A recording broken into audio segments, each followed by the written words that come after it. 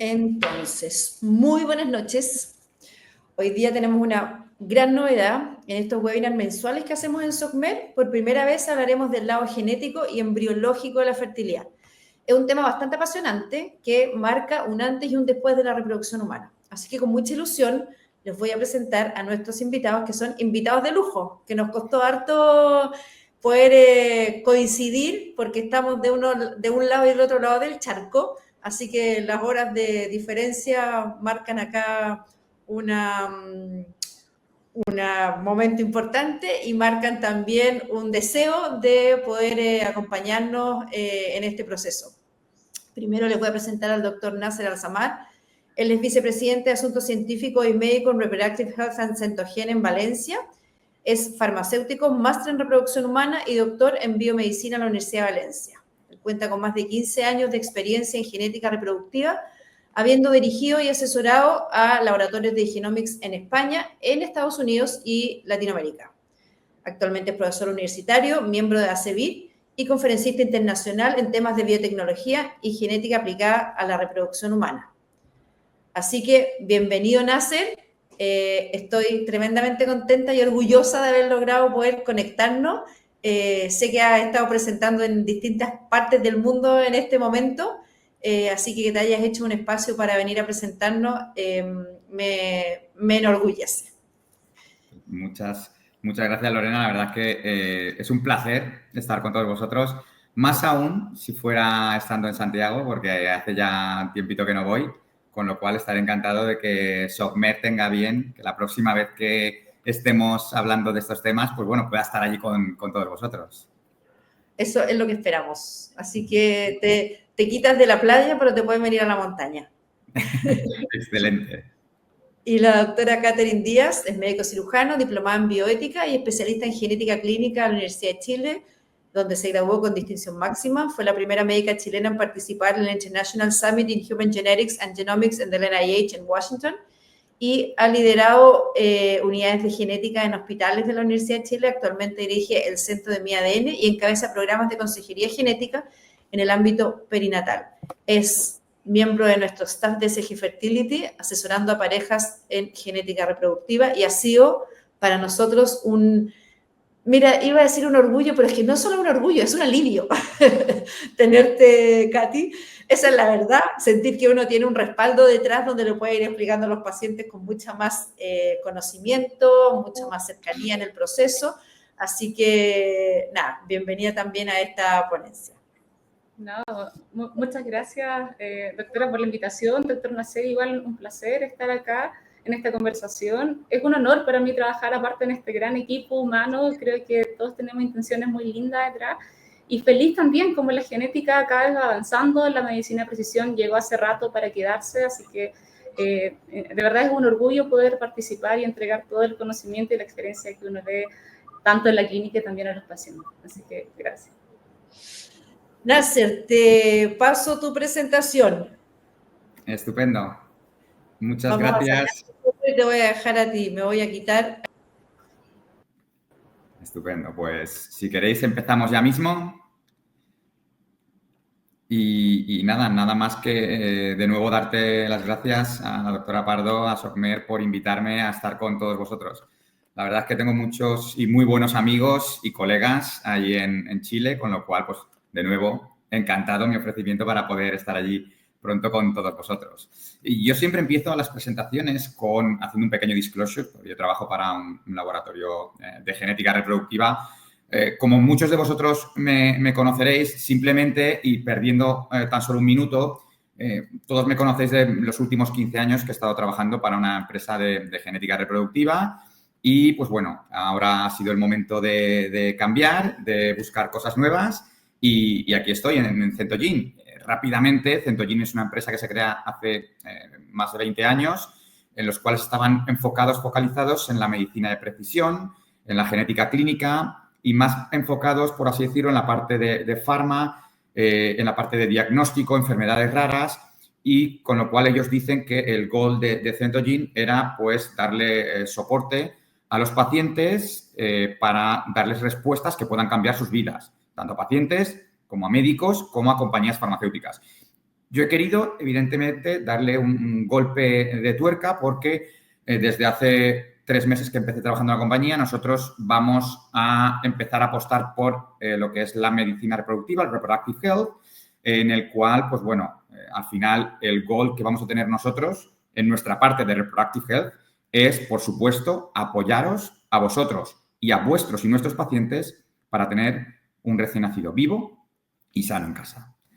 La agenda se va a dividir en un par de bloques. En el primero hablaremos del Carrier Screening o test de portadores y en un segundo bloque pasaremos a hablar de lo que todos conocemos, el PGTA, el Pre-Implantation Genetic Testing for Aneuploidy Screening. Entonces, pues bueno, en ambos casos voy a comentaros un poquito cómo está nuestro campo de la medicina reproductiva y también lanzaros algunas preguntas para que se cree después en la conversación con las doctoras, pues bueno, a ver un poquito de qué opinamos unos, qué opinamos otros y, evidentemente, pues bueno, que hay opiniones distintas y para todos los gustos.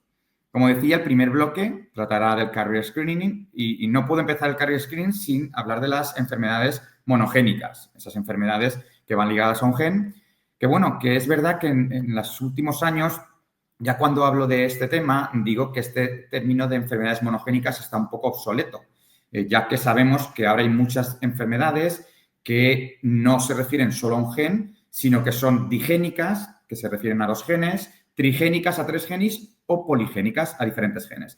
Pero bueno, como todo el mundo conocemos y hablamos de enfermedades monogénicas, sigamos con dicho término, aun sabiendo que sería más correcto a día de hoy hablar de quizás poligénicas. Pero bueno, sabemos que individualmente estos single gene disorders o enfermedades monogénicas son raras, pero de acuerdo a la Organización Mundial de la Salud, la prevalencia global de este tipo de enfermedades, si ponemos todas en conjunto, es de 1 de cada 100 recién nacidos vivos. Cosa que es un dato muy importante y estresante porque piensas, yo no me imaginaba que esta prevalencia fuera tan alta. Pues si 1 de cada 100 recién nacidos vivos, según la Organización Mundial de la Salud, tiene una enfermedad monogénica. Y también se estima que dichas enfermedades monogénicas son las causantes del 20% de la mortalidad infantil en países desarrollados y del 18% de las intervenciones pediátricas en los hospitales. Con lo cual, pues ponemos en boga lo que es la importancia de una determinada enfermedad monogénica que podamos tener en un bebé.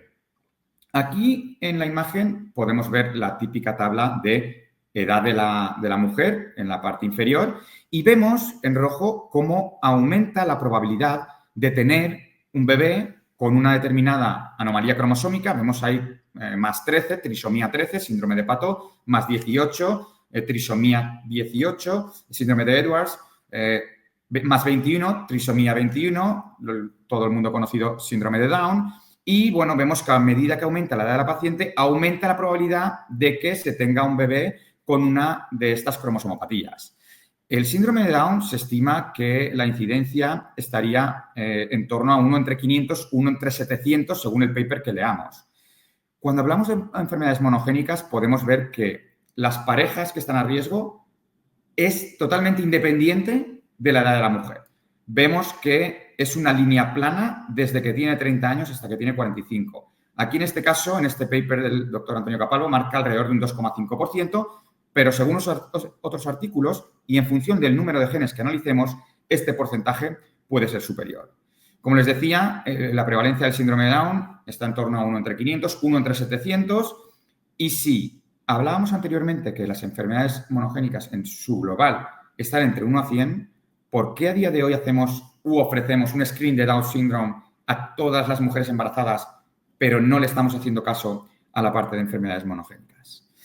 Pues bien, dando paso ya, habiendo hablado de la importancia de la enfermedad monogénica, que a día de hoy no la podemos curar, pero sí que la podemos prevenir, y una forma de prevenirlas podría ser hacer un test de portadores, un carrier testing y luego un futuro matching. El test de portadores lo que quiere es identificar e informar de si hay riesgo reproductivo en la pareja basado en el estatus de portador de la misma. Al final, lo que se quiere es tener esta información para poder guiar a la pareja en un futuro embarazo. El concepto de matching, del que hablábamos y del que hablaremos, lo que hace es comparar lo que nosotros nos encontremos en ambos miembros de la pareja o, en caso de que hayamos usado donantes, para determinar la probabilidad de tener descendencia que esté afectada por una determinada enfermedad. Al final, nosotros tenemos que hacer consejo genético personalizado basado en lo que nos hayamos encontrado, hablando también, y hablaremos después un poquito de, por ejemplo, el riesgo residual, y también, si se encuentra que el riesgo está elevado, pues hacer intervenciones preventivas que tengan influencia en los resultados reproductivos, como pueda ser el hacer un PGPM, un test prenatal, cambiar los gametos, etcétera, etcétera. Estamos hablando de carrier screening y también es importante que a día de hoy se habla de expanded carrier screening, o sea, un test de portadores expandido, que lo que hace es testar para cientos o incluso miles de diferentes condiciones mendelianas de una manera simultánea. El test de portadores empezó por los años 60-70 y se miraba un solo gen focalizado en diversas etnias, por ejemplo, en los judíos askenazis, porque había mucha consanguinidad. Entonces, pues empezaron haciendo pues, un solo gen, luego se hicieron paneles de genes y actualmente pues cada vez se va ampliando más esto. Entonces, los test de portadores, sabemos que diferentes proveedores comerciales, diferentes laboratorios de genética de referencia, usamos distintas combinaciones de genes, de mutaciones y de métodos y de tecnologías. Además, las guidelines profesionales no nos proveen de una lista de condiciones a ser incluidas que sea definitiva, que nos digan, hay que incluir esto y de aquí menos no podemos hacer.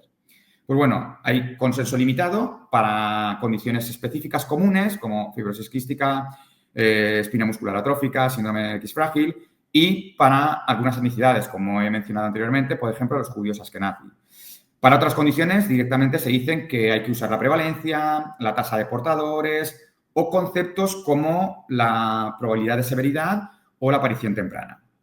Al final, lo que ha ocurrido es que la rápida evolución de estos test y la falta de consenso clínico lo que hace es que haya una fragmentación a la hora de adicionar genes, mutaciones que deberían estar en paneles nuevos que estén saliendo al mercado. Entonces, esto es lo que me gustaría destacar, que hay un nivel muy significativo de fragmentación en el mercado de carrier screening, es decir, cada uno de los diferentes laboratorios de genética, en función de decisiones propias, que pueden ser clínicas, que pueden ser económicas, que pueden ser de capacidad de detección, técnicas. Tenemos un panel de genes con un panel de mutaciones, a veces muchos de ellos iguales, pero muchos de ellos distintos también, y virtualmente todos los laboratorios ofrecen paneles cerrados multigénicos, que esto no te permite hacer upgrades, es decir, si quiero luego analizar más genes de los que había analizado, no va a ser posible con la misma muestra y vamos a tener que pedir muestra de nuevo o garantizar un matching contra muestras que hayan sido testadas por otros laboratorios de genética. Estamos aquí hablando con clínicas de reproducción, con hospitales que tienen, por ejemplo, un banco de donantes testado con un determinado test genético, pero una pareja puede haber ido a otra clínica, haberse hecho un test de portadores con otro laboratorio de genética, lleguen a su clínica y les pidan que les hagan un matching porque ellos ya tienen su test de portadores, no quieren pagarlo de nuevo. Pues bien, con estos paneles cerrados no se podría hacer dicho matching. Hablemos un poquito de las guidelines que en 2021 nos dio el American College of Medical Genetics and Genomics y nos piden que para realizar los paneles de test de portadores tengamos unas estrategias comúnmente usadas como criterios, como pueda ser la severidad del fenotipo, la prevalencia que haya en la población, que los métodos de screening sean validados analíticamente, que haya correlación genotipo-fenotipo y también que tengamos opciones reproductivas y test prenatales que estén disponibles y que sea accionable a la hora que nosotros nos encontremos con un riesgo elevado de una determinada condición. Esas son algunas de las condiciones que nosotros los laboratorios deberíamos seguir a pie juntillas a la hora de sacar un nuevo test de portadores al mercado. Comentábamos antes del riesgo residual.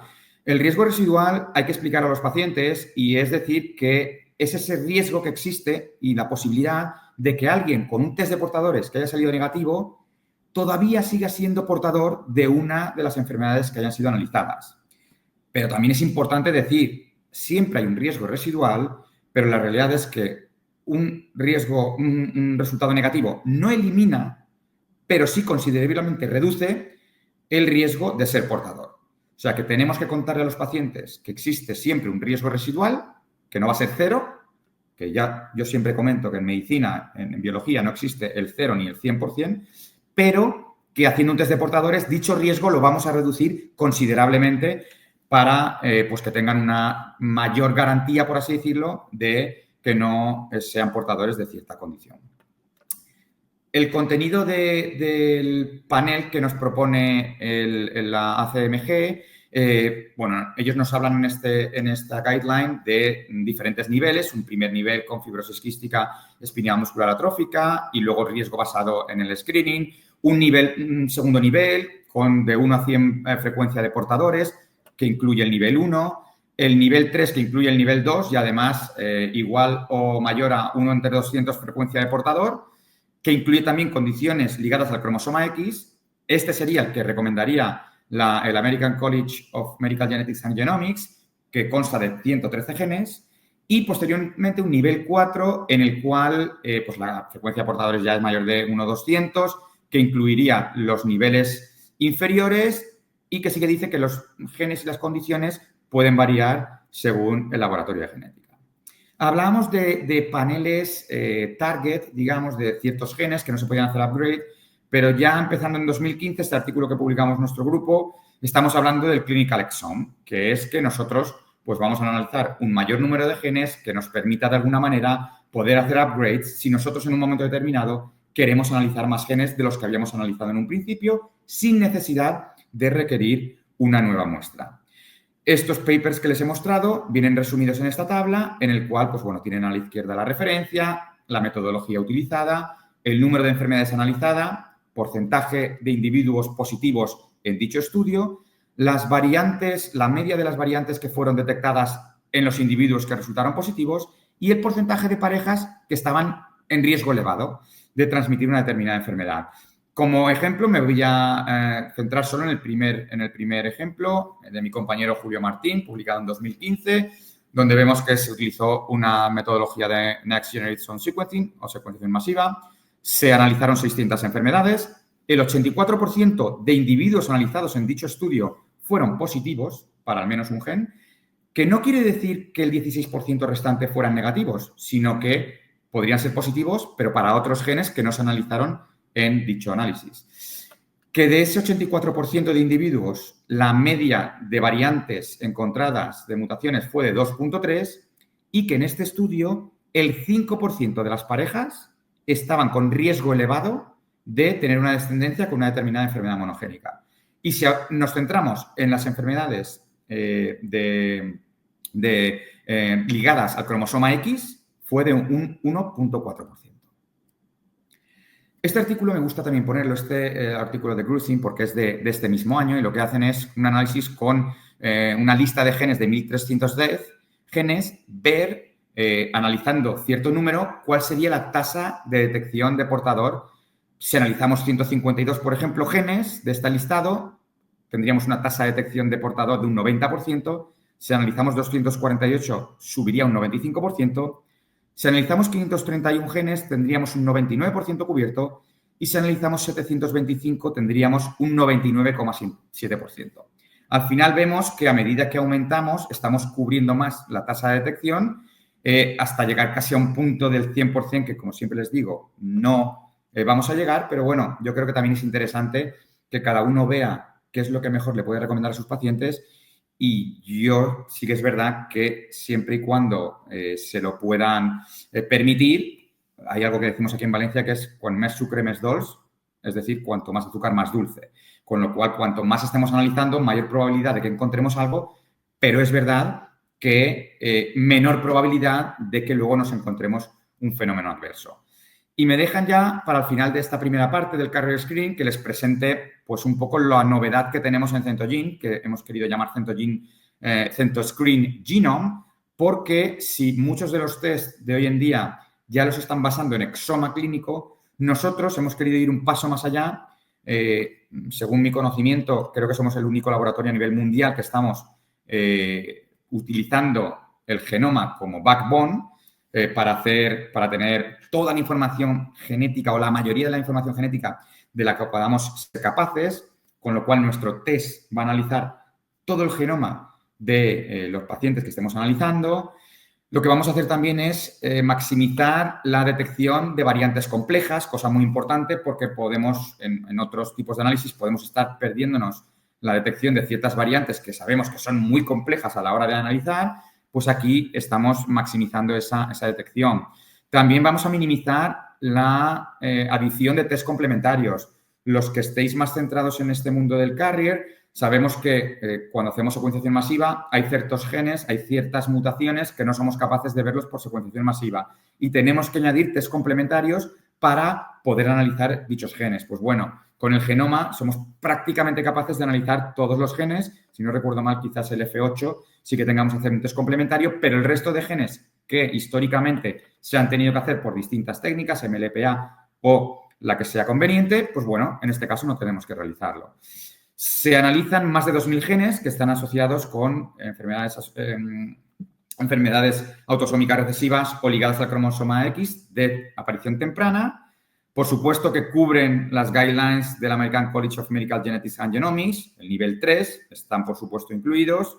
Tenemos un pipeline bioinformático, siempre digo lo mismo. Hace 7 años en la empresa que yo trabajaba teníamos a un bioinformático. Actualmente tenemos en esta empresa, en Centogene, más de 17 bioinformáticos y continuamente estamos añadiendo personas a dicho equipo, con lo cual ellos son los expertos en los que nos ayudan a crear un pipeline para dichas variantes complejas que hablábamos anteriormente.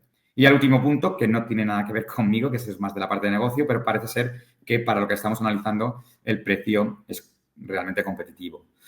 Como mensajes de este primer bloque, pues bueno, decir y repetir que las enfermedades monogénicas causan el 20% de la mortalidad infantil en países desarrollados, con el 18% de intervenciones en hospitales pediátricos, que dichas enfermedades, de nuevo, no se pueden curar, veremos en un futuro, esperemos que sí, yo estoy convencidísimo, con técnicas como el CRISPR-Cas o otras que vayan surgiendo, que seremos capaces de curar la enfermedad cuando esté en el propio embrión, pero a día de hoy no las podemos curar, pero sí prevenir. Con estos tipos de test vamos a reducir muy mucho, quedando ese riesgo residual de que una pareja pueda compartir una determinada mutación o que, aunque no sea la misma, en el mismo gen y que tengan probabilidades mayores de tener un bebé con una determinada enfermedad. Indicaciones del carrier screening, pues las principales serían consanguinidad por etnicidad, judíos askenazis, población del Middle East, que tienen mucha familia entre primos.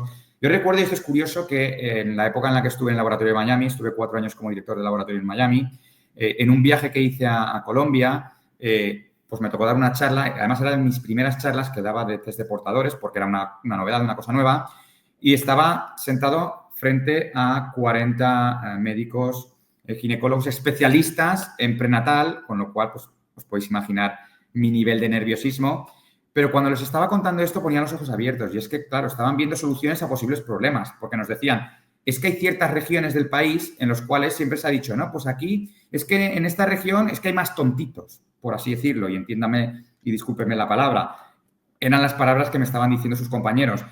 Y, claro, con todo esto se daban cuenta que, evidentemente, si son regiones que están un poquito más aisladas, que hay mucha consanguinidad porque se casan entre primos y demás, la probabilidad de que la descendencia tenga una determinada enfermedad monogénica que pueda conllevar a un retraso, ya sea locomotor, ya sea mental, etcétera, pues bueno, es mayor, ¿verdad?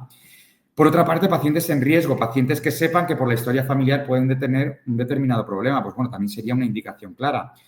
Y también vemos los programas de donación en las clínicas, cada vez más clínicas, si no todas, tienen un programa de donación en el cual testan a sus donantes y cuando viene una pareja lo que se les ofrece es, pues bueno, vamos a matchear para que veamos que no hay, o que hemos reducido muy mucho la probabilidad de que tengamos un fenómeno que no esperamos a la hora de conseguir la gestación.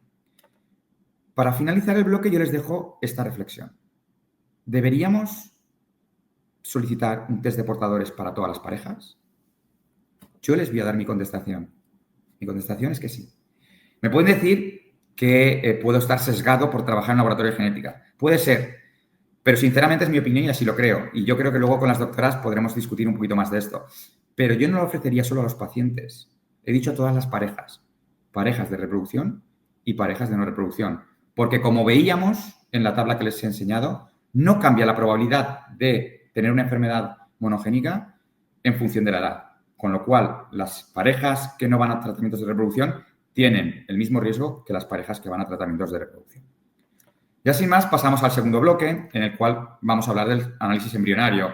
Y rápidamente comentarles lo que ha sido la evolución del PGTA, empezando en el año 95 con el FISH, la hibridación in situ fluorescente, en el cual éramos capaces de analizar paneles de cromosomas, 5, 7, 9, hasta 12 cromosomas.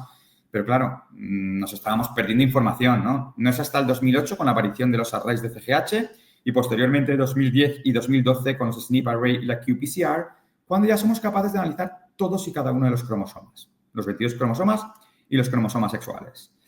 Empezando entre 2013 y 2019, entra la secuenciación masiva, la Next Generation Sequencing, en nuestro campo de la medicina reproductiva. Digo en nuestro campo porque anteriormente dicho análisis ya se utilizaba en otros campos de la medicina, en la cual ya somos capaces de ver los mosaicos, de los cuales hablaremos a continuación. Empezamos a incorporar herramientas de inteligencia artificial. En 2020 aparece el estudio no invasivo en medio de cultivo. Tomando el medio de cultivo somos capaces de tener o definir en qué proporción puede ser euploide o aneuploide el embrión que había estado durante los días de desarrollo en dicho medio. Y ya estos últimos años estamos hablando de que estamos incorporando los SNPs a la técnica de secuenciación, con lo cual, además de ver lo que veíamos anteriormente, la parte cromosómica, los mosaicos, etcétera, somos capaces de ver otros temas como puedan ser la ploidía, si ha habido contaminación o no en el tubo, el tema de los siblings, que los embriones que nos llegan sean hermanos entre ellos, origen de la neoploidía, etcétera, etcétera. Pues bueno, como todos ustedes saben, nosotros va a ser importante que analicemos la viabilidad embrionaria haciendo un análisis cromosómico, porque esto nos va a ayudar a mejorar las tasas de implantación, nos va a disminuir las tasas de aborto, nos va a disminuir el riesgo de tener una descendencia con una cierta cromosomopatía, hablábamos anteriormente, trisomías 13, 18, 21 o cromosomas sexuales, que dan lugar a muchos abortos en el primer trimestre, pero también dan lugar a recién nacido vivo. Y luego, cosas muy importantes que a veces no son fáciles de medir. Time to pregnancy. Y esto lo digo siempre. Sus pacientes, ustedes lo saben mejor que yo, no quieren quedarse embarazadas mañana. Se quieren quedar embarazadas ayer. Con lo cual, haciéndoles un PGTA, nosotros, sobre todo a pacientes a medida que aumenta la edad, vamos a ser capaces de acortarles el time to pregnancy.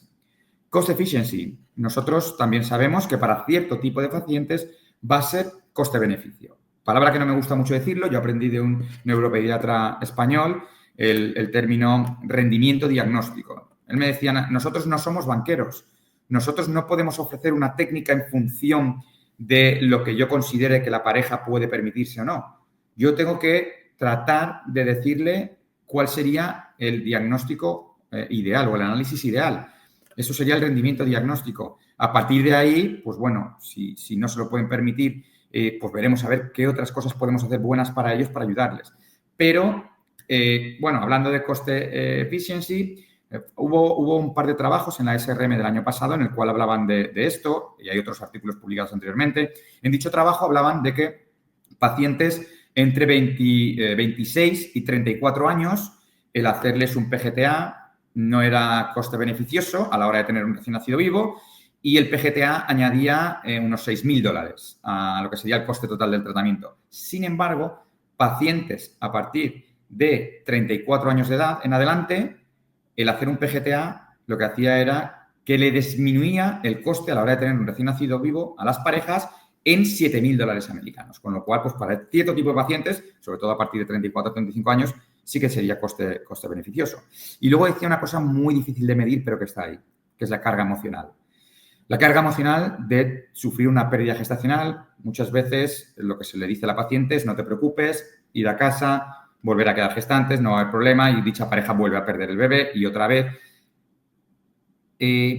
No he puesto en esta presentación, pero ya tendré tiempo de añadirlo, una serie de artículos que vi hace apenas un mes en la MMR, en la Asociación Mexicana de Medicina Reproductiva, una presentación del doctor brasileño Mateus Roque, en el cual presentaba una serie de artículos de pacientes, de porcentaje de pacientes que tratamientos de reproducción fallidos, sobre todo de abortos, habían considerado o incluso habían, pues de alguna manera, se había suicidado.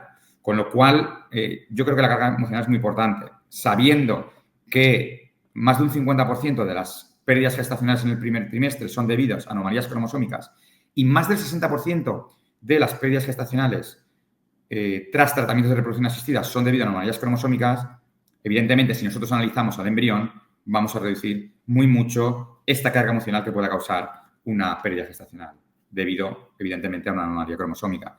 Indicaciones, todos conocemos, edad materna avanzada a partir de 35 años de edad, aborto recurrente, 2 o más abortos, fallo de implantación repetido, 2 o más fallos de IVF, factor masculino severo, menos de 5 millones de espermatozoides por mililitro. Sabemos que a medida que disminuye la concentración de espermatozoides en el varón, aumenta la probabilidad de tener espermatozoides aneuploides, cuyos espermatozoides, si fecundan a un óvulo, van a generar un embrión aneuploide, con lo cual van a producir un fallo de implantación o una pérdida gestacional.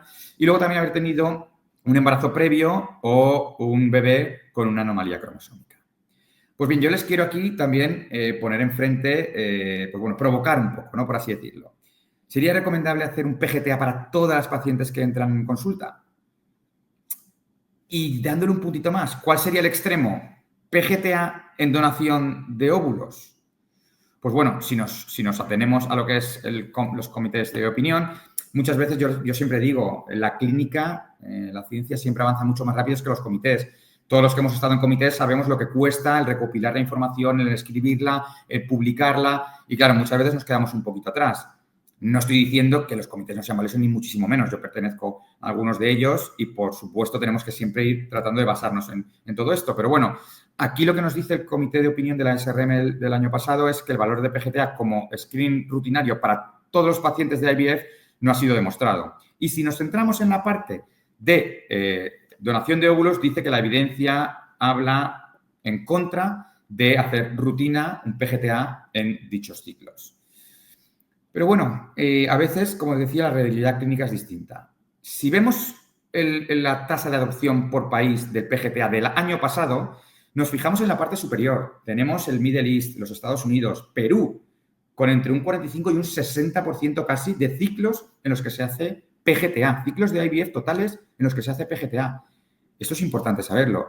Y déjenme que les diga que estos datos que están sacados pues, de la ESRE, de la HFA, hablando con ustedes, que nos dicen, yo creo que están minusvalorados. Yo creo que los datos son incluso superiores. Si hablamos de mi país, de España, los datos nos hablan de un 16%. Yo cuando hablo con colegas de clínicas y demás, directores médicos, embriólogos, me dicen que el porcentaje de ciclos es superior. Si nos atenemos a la realidad chilena, los datos nos dicen que en torno a un 30% de los ciclos de IVF se hacen a día de hoy con PGTA. Ya me dirán ustedes si este número es correcto, es superior o, por contra, es inferior. Pero bueno, nos centramos en la pregunta de este extremo que les he lanzado yo, de PGTA o no PGTA en donación de gametos. Y para ello lo que tenemos que hacer es, ¿cuál sería el basal de una donante de porcentaje de aneuploidías? Y lo que he querido hacer es, bueno, pues basándonos en algunos artículos que publicamos nosotros, en el cual estábamos analizando si la edad paterna afectaba o no a la aneuploidía embrionaria, pues bueno, como estos estudios se hacían con ciclos de donación de óvulos, oye, vamos a ver qué basal podríamos esperar en una donante de óvulos. Pues bien, este estudio lo publicamos en colaboración con la Universidad de Miami, en el cual analizamos más de 1.200 ciclos de Fibixi, de donación de óvulos, por supuesto, en casi 7.000 blastos analizados. Y lo que pudimos ver es que no había diferencia estadísticamente significativa entre los diferentes grupos de edad paterna, pero lo que nos interesa a nosotros para esta charla es que el porcentaje de aneuploidía en las donantes estaba en torno a un 30 o un 35%. O sea, ese sería el basal que deberíamos esperar en un ciclo de donación de óvulos.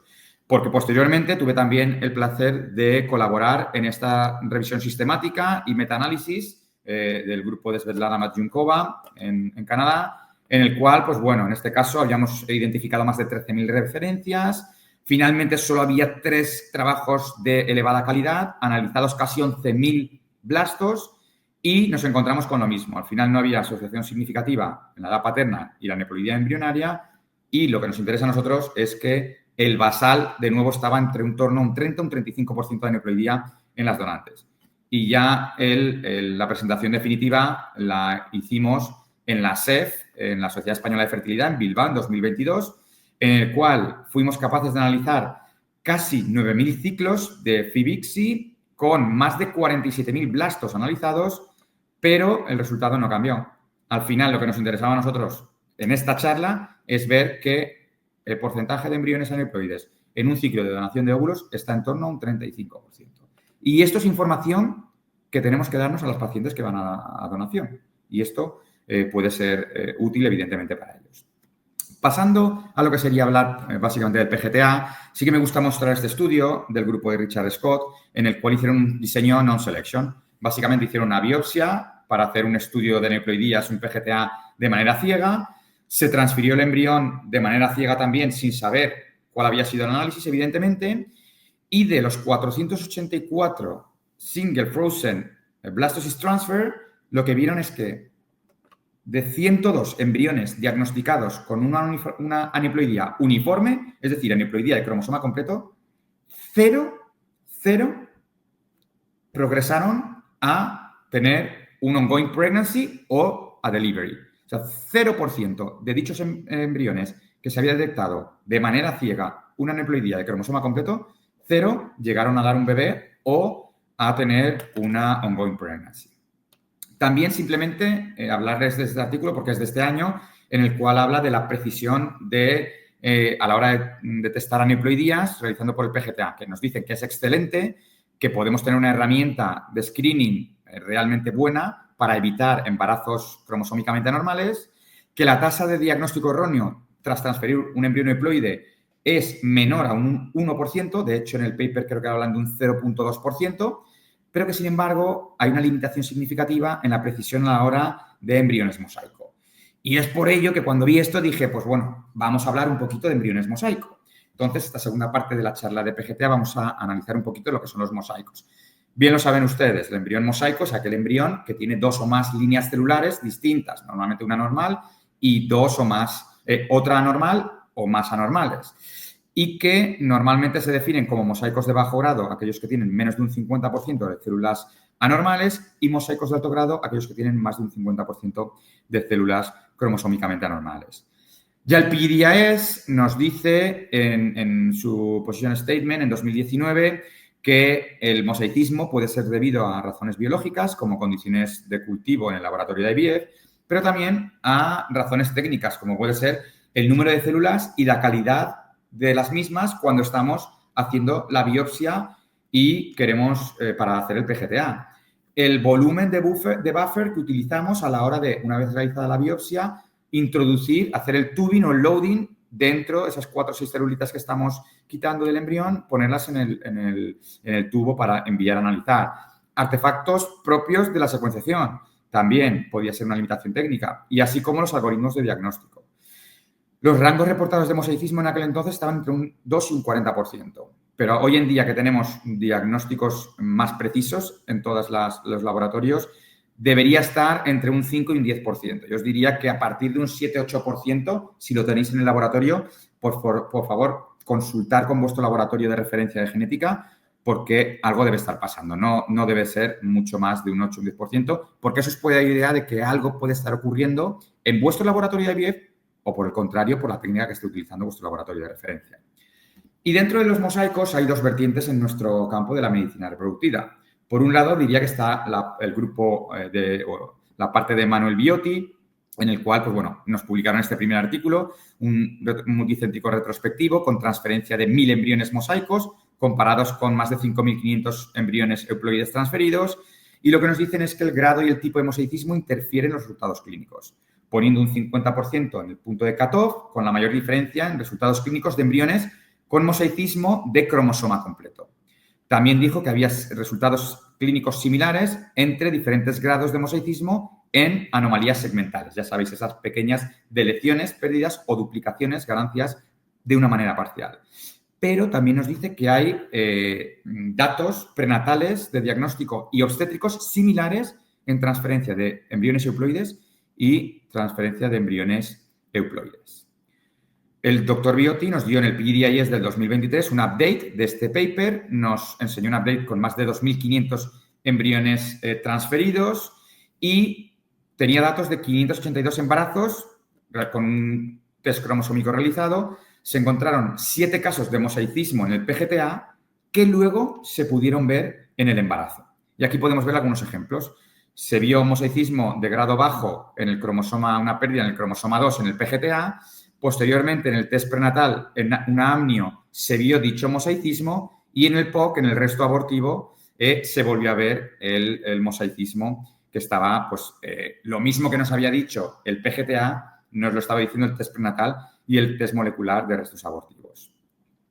Lo que nos dice la literatura es que entre un 0.2 y un 0.4% de todos los test de amniocentesis estaría presente el mosaicismo. Y si hablamos del test de vellosidades coriónicas, alrededor de un 2%.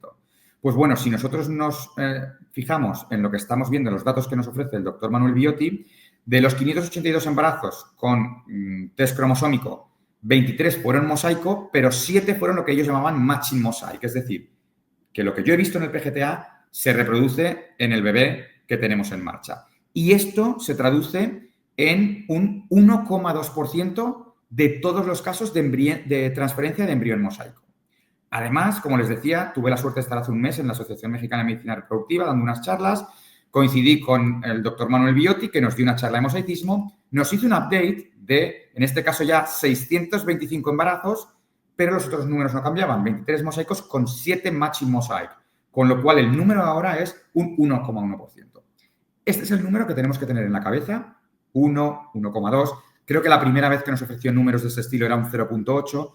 Rondando el 1% de los casos en el que nosotros vamos a transferir un embrión mosaico, este mosaicismo que vamos a transferir se va a reflejar luego en el bebé.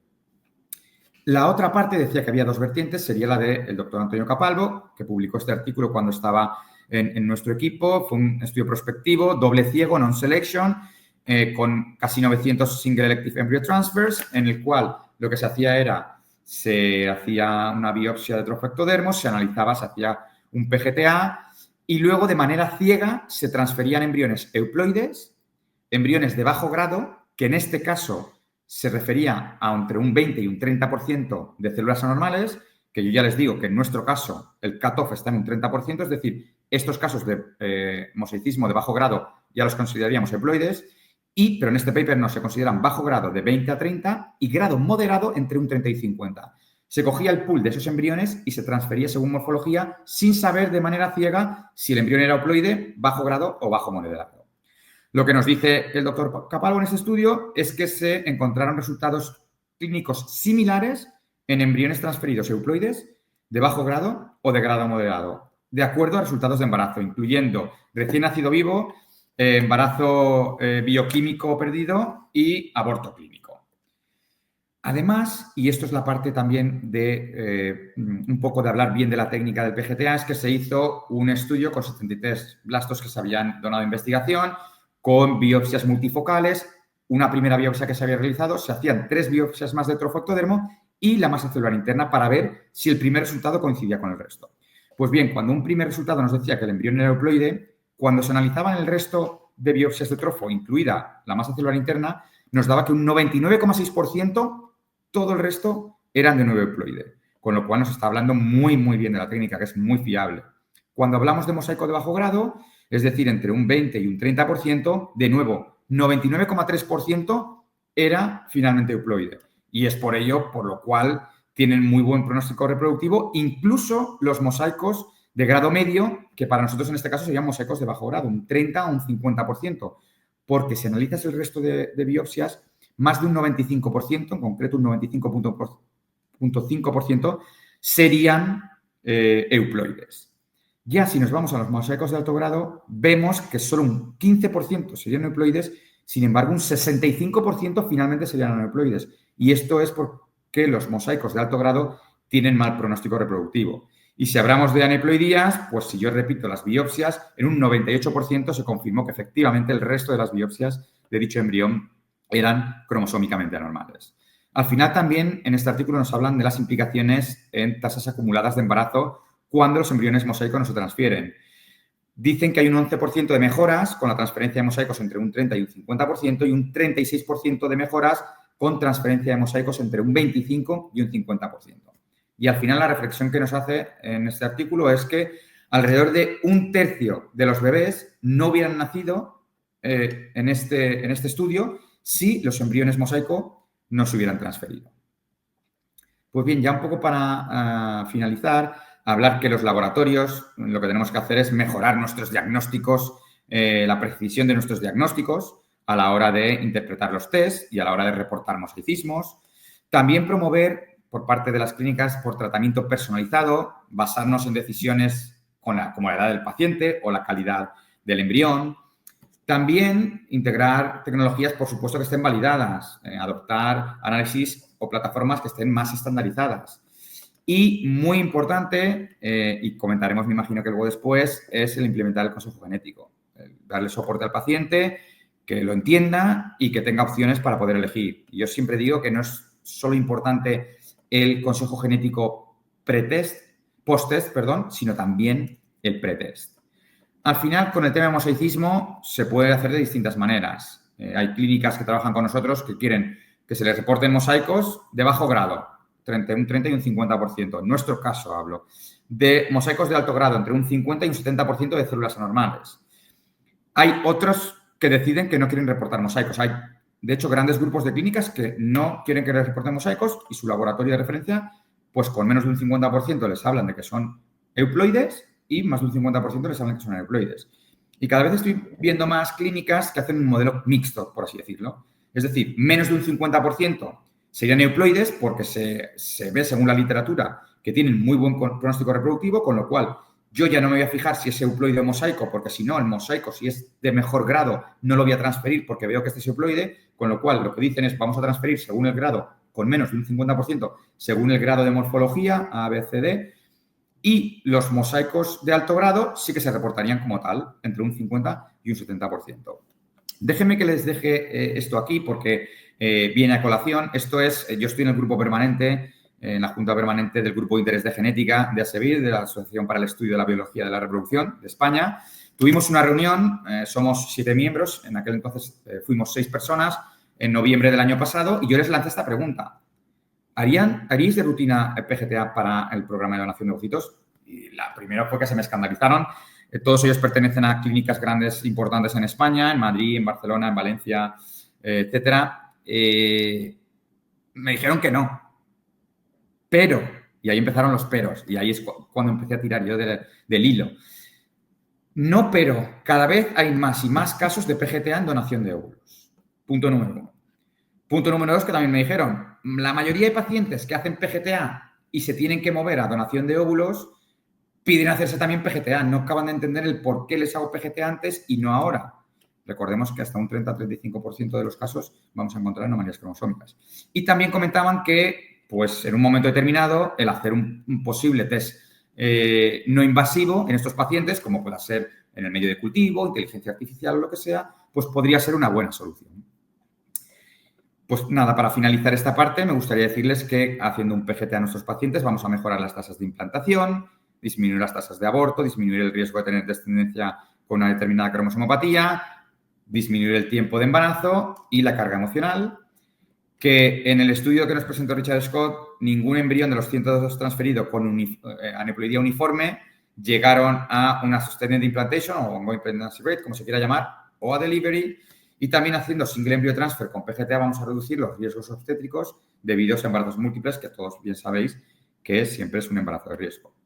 Entonces, les dejo esta reflexión, esta pregunta. ¿PGTA para todos? Pues no. Pero información es poder y no está de más compartirla.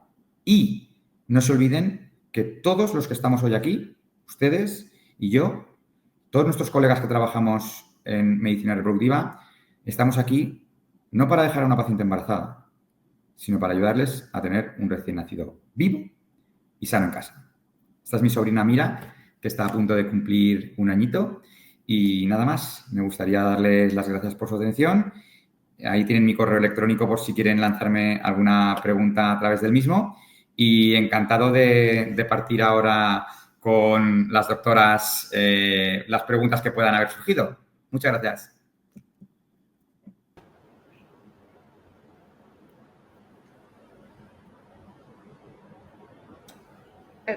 Está silenciada, doctora. Haciendo y estaba silenciado. Muchas gracias por la presentación. Encuentro que barriste todos los temas, así que es súper interesante eso y eso hace también que uno, mira, como que te iba a preguntar cosas y cuando te iba a preguntar y tenía la idea, ya como que me sacaba el tema y la respuesta. Entonces decía, bueno, ¿con qué me quedo ahora? ¿Con qué me quedo? Pero para darte así como números, por lo menos nuestros de la clínica, más o menos el 75% de nuestros tratamientos ya están con PGT.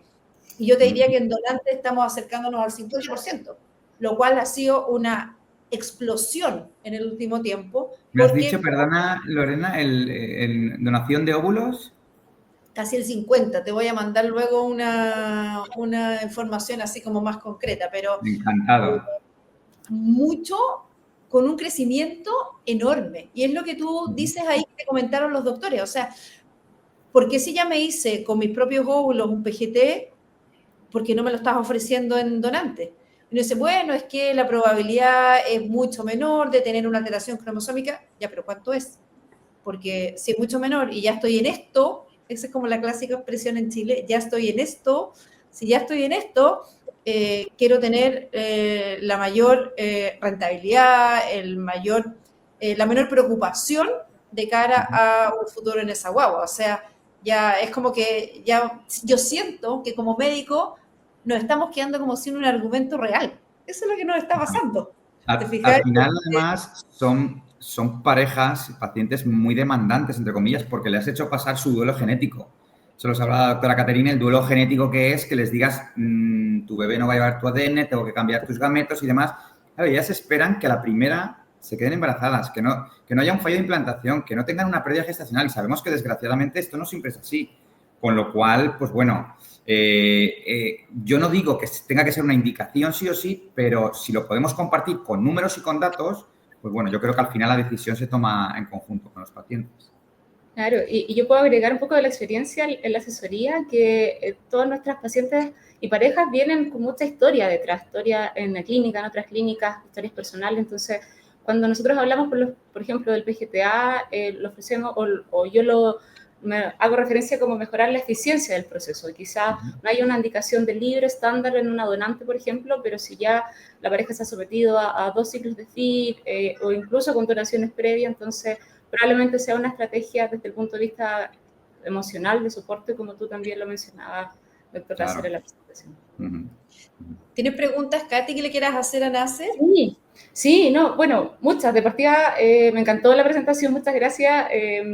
Es difícil de repente hablar de genética, como sentirme que estamos como en los mismos términos, así que me gustó mucho porque hay hartos conceptos importantes a destacar. Partiendo por lo de carrier screening, vimos que habían recomendaciones, ¿cierto?, de cuáles genes, cuáles no, quizás, pero a ver si tú, Nasser, te matricules quizás con un número al menos estándar.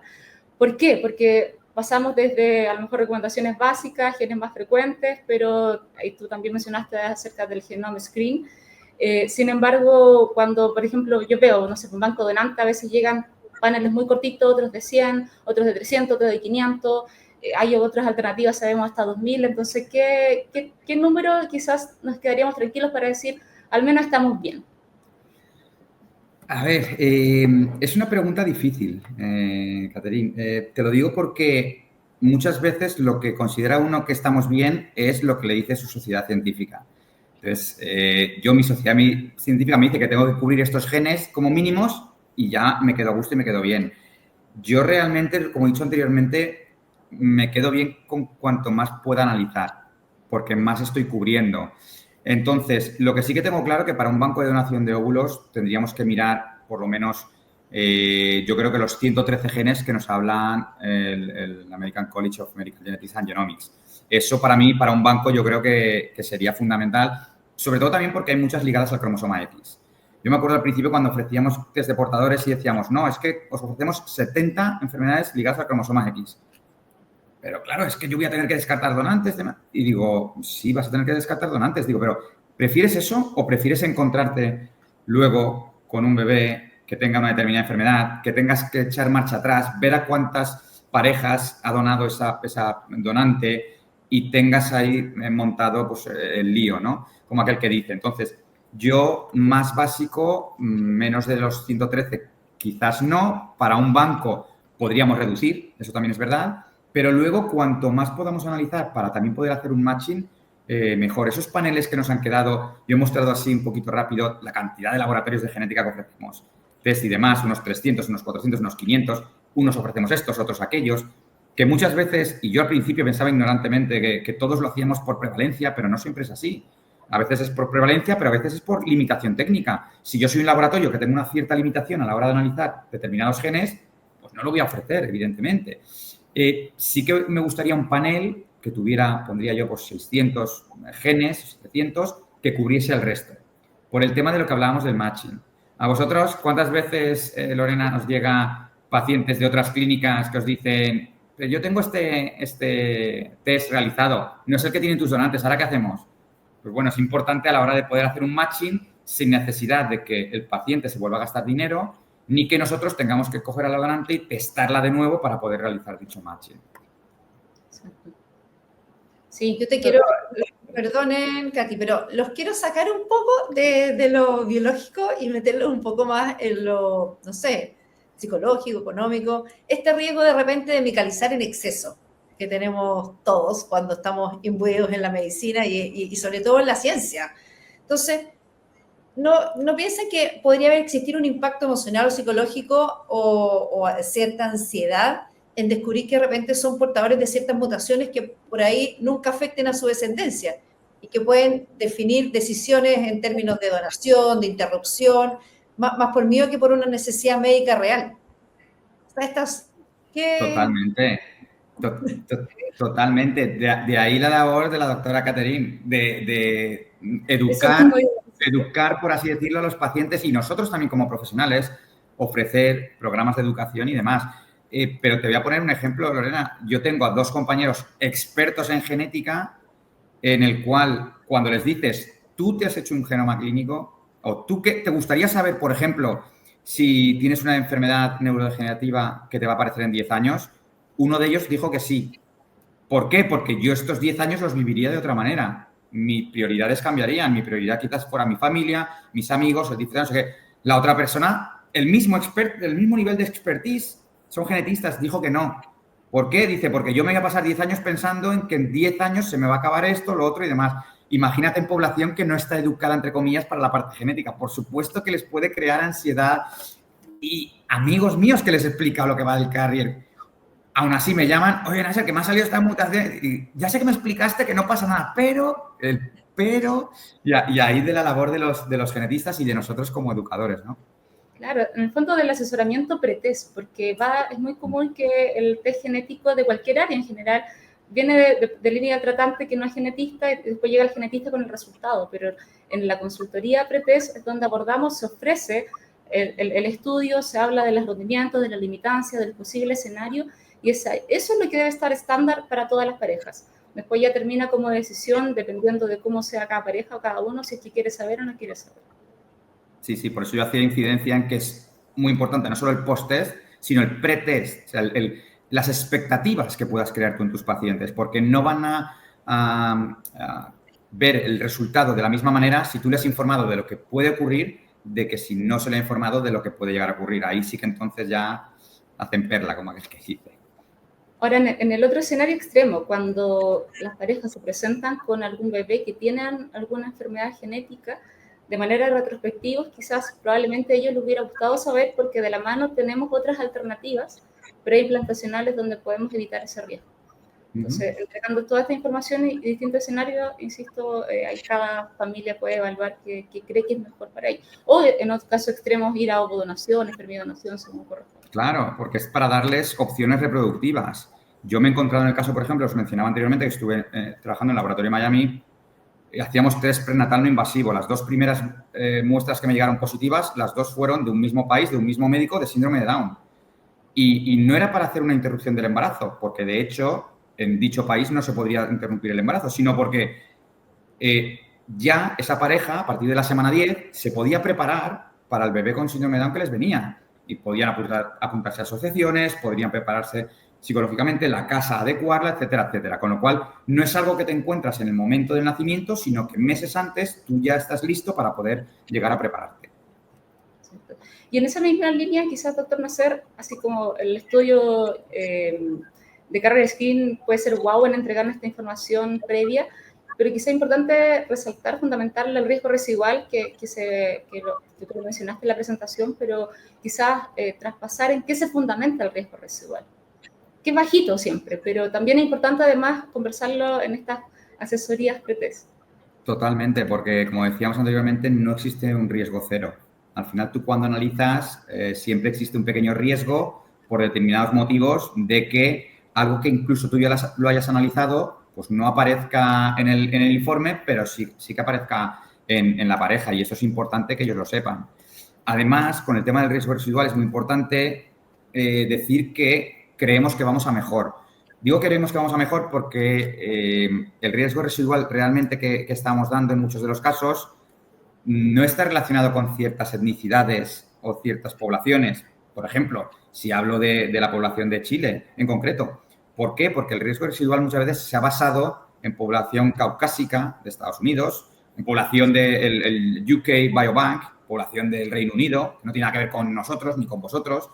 Entonces, en Centogene, una de las cosas que yo quiero hacer es, ellos tienen una base de datos de más de 1 millón de genomas, de más de 130 países distintos, con lo cual os imagináis la cantidad de etnicidades que hay. Yo quiero coger todo ese expertise que tienen y traerlo a nuestro campo de la medicina reproductiva y aprovecharnos de todo eso, con lo cual, en un determinado momento, si tenemos que sacar un riesgo residual, que sea un riesgo residual más real, por así decirlo. No estoy diciendo que el de ahora no lo sea, pero no es tan preciso como podemos llegar a serlo. Y que quizás tengamos un riesgo residual para la población de Latinoamérica y la hispánica, la nuestra, y otro para la población negra, y otro para la población asiática, y otro para que seamos un poquito más precisos en ese momento. Pero sí, el riesgo residual es bueno siempre comentarlo con los pacientes y decirles que no es cero, pero sí que es verdad que le pones la comparación. El riesgo que tenían anteriormente sin hacerse el test con el riesgo residual, por eso se dice residual, porque es muy pequeñito, del riesgo tras realizarse el test. Claro, nosotros acá en Chile, los genetistas hablamos como del gen latino. Y en la medida que tengamos más estudios de secuenciación latinoamericanos, probablemente vamos a poder lograr lo que tú mencionas. Efectivamente. Riesgos residuales. Y por otro lado, también como complementando en lo metodológico, genético, cómo se van reclasificando finalmente estas variantes que a veces pueden ser inciertas y que no se informan en los estudios de Carrier Screening, y con los avances de la tecnología, los conocimientos, pueden terminar siendo patogénicas y eventualmente podemos tener quizá algún bebé afecto por esta condición. Eso es, continuamente, como bien dices, nos vamos reclasificando esas variantes que son, no se clasifican como patogénicas o como probablemente patogénicas, pero de repente vemos un hallazgo, vemos un bebé con una determinada enfermedad, reclasificamos y la lanzamos. O al revés, tenemos una probablemente patogénica, pero al cabo de los años hemos visto que no hay descendencia afecta, con lo cual se vuelve a reclasificar. Nosotros, y esta es la parte importante también que yo comentaba del análisis de variantes complejos. Yo estoy aprendiendo, yo os decía, llevo 3 meses apenas en esta empresa y estoy aprendiendo un montón porque el poder analizar el genoma y además estas variantes complejas, lo que están viendo es que hay ciertas variantes que lo que son los distintos sistemas a nivel global que todos utilizamos, el OMIM, etcétera, etcétera, para clasificar, hay ciertas variantes que nosotros, como tenemos el fenotipo, ya sabemos que son patogénicas o probablemente patogénicas, sin embargo, no están clasificadas como tales. Y nosotros, en este caso, ya somos capaces de poder verlas. Con lo cual, pues bueno, siempre ayuda la tecnología, la capacidad bioinformática que tengas para poder ver ciertas variantes. Estupendo. Bueno, en honor al tiempo, porque llevamos una hora, creo que esto podríamos seguir acá y no parar, porque hay demasiadas cosas entretenidas para poder conversar solamente por este tiempo. Así que, ¿qué es lo que quiero decirte, Nasser? Que ojalá que te podamos ver en vivo presentando, ¿o no? Ojalá. Yo, Eso, la verdad es que así que encantado. yo luego consigo lo que quiero molestando. Así que yo creo que este no va a ser la excepción. Mientras permanezca en SOCMER, yo creo que voy a estar ahí dándole opción a que podamos encontrarnos en Chile. ¿Te Pues parece? bien, encantado de la vida. La última vez que estuve, por cierto, que estuve en SOCMER también, estuve dando una charla allí, fue justo después de pandemia. De hecho, me mandaron una enfermera al hotel para que me hiciera un hisopo para poder entrar al congreso. Yo venía con mi COVID negativo desde mi PCR desde España, pero son recuerdos bueno, que la verdad es que lo pasé fenomenal como siempre que estoy con vosotros y que te recojo el guante, o sea que yo te acepto la invitación, sea Vale. cuando sea. A ver si nos vemos también pronto en algún congreso, no sé si en ASRM o en alguno más cercano. Sí, yo voy en esta red. Katy, te quería dar las gracias por acompañarme, por ser mi backup aquí. Y bueno, ahora los dejo conectados a ustedes dos. Me encantó tener la conversación desde las dos perspectivas, más clínica y un poco más del laboratorio. Y creo que eso es lo que tenemos que hacer, poder ir juntando las dos miradas y eso nos enriquece en prueba de nuestros pacientes. Así que nada, un beso enorme, le doy las gracias y espero verlos lo más pronto posible. Muchas gracias a todos. Muchas gracias, un gusto, doctor Nasser, y bienvenido acá. Feliz de esperar. Bien hallada.